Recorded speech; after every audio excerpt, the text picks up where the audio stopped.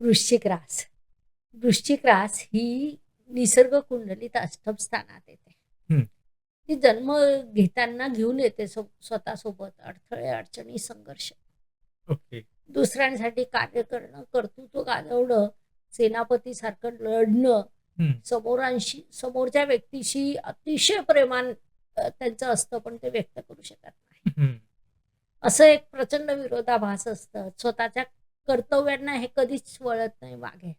Okay. कितीही कठीण कर्तव्य असेल, कितीही मोठं कठीण काम असेल, हं. तर वृश्चिक रास ती पूर्ण करू शकते. ओके. म्हणजे एक तुम्ही आश्चर्यचकित व्हाल, की यांच्यावर आपण काम सोपवलं, हं. काम परस्पर पूर्ण झालं. केव्हा झालं कळत नाही. आजूबाजूचे ओके. लोकं यांचे आदेश मान्य करतात. Okay, okay. तर अशी ही वृश्चिक रास.